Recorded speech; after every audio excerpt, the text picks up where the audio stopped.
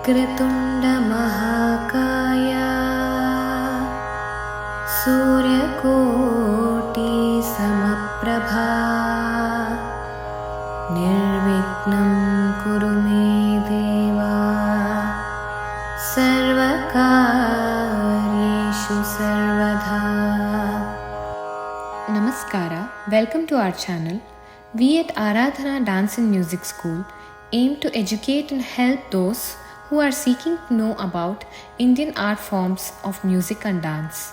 To impart some knowledge that we know that our gurus have imbibed in us, we have started this series of episodes called Kalaradhane. In the first episode of Kalaradhane, let's discuss about the fundamentals of Carnatic music.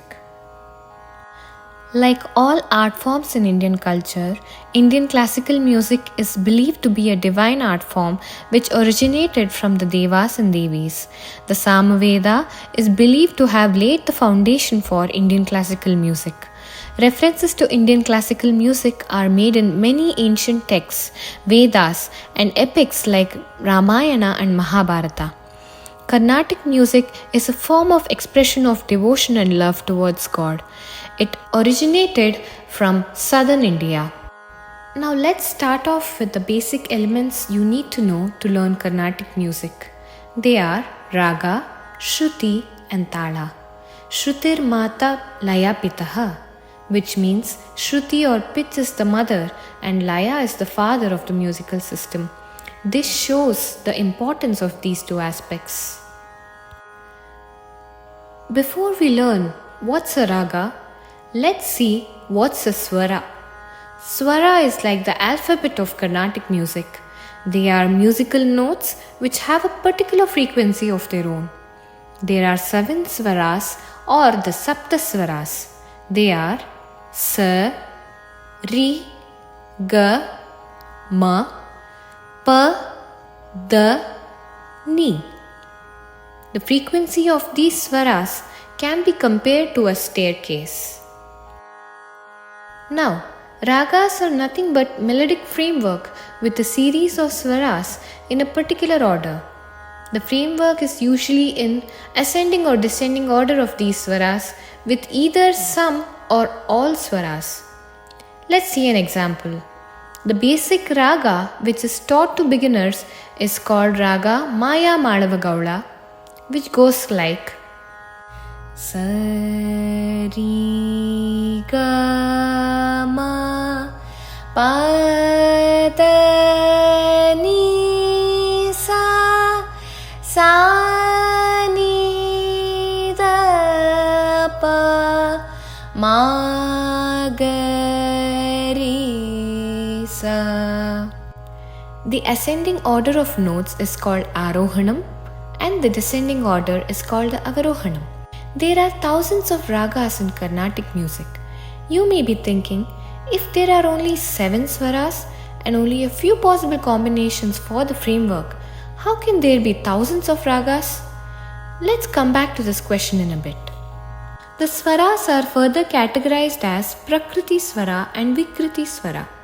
Prakriti Swaras are in their original form without any variations all the time. They are Sa and Pa. Vikriti Swara is one which can have some variations.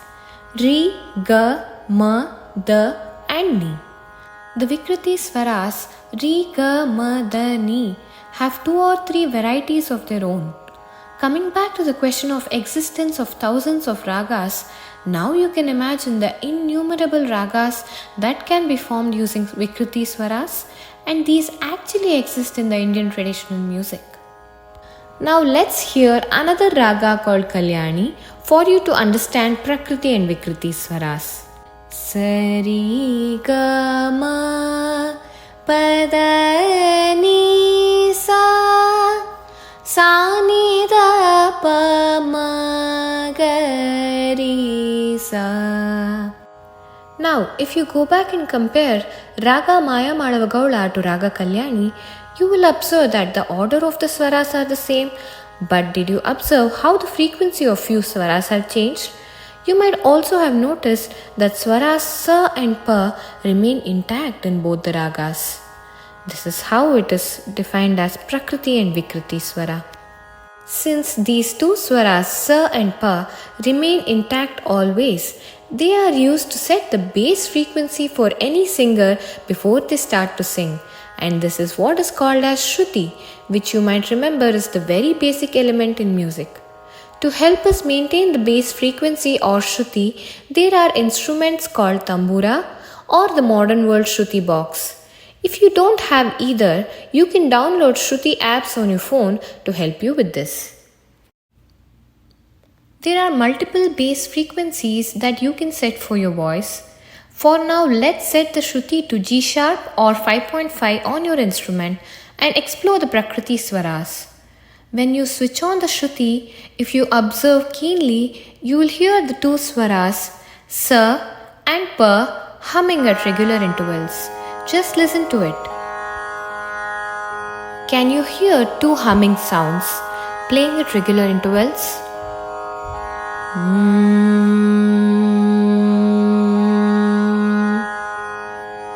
This is the sa.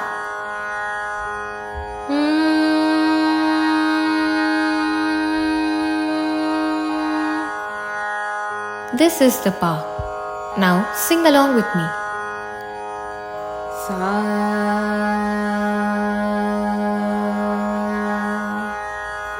pa,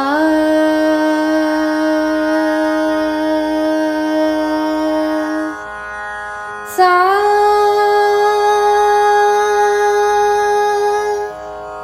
pa, sa, pa, sa.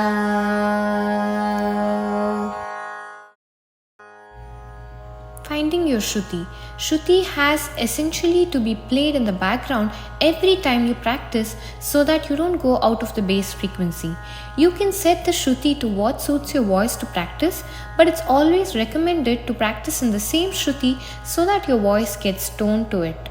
Usually, Shruti is set to C or C sharp for men or adolescent boys with dropped voices, and women and children go with G, G sharp, or even A at times. Now that you know the importance of Shruti, make sure to switch on your Shruti and tone your voice before every practice. Hope this video was educational and informative for beginners.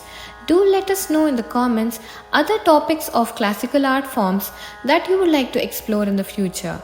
Check out our Carnatic music lesson playlist to start practicing. Thank you.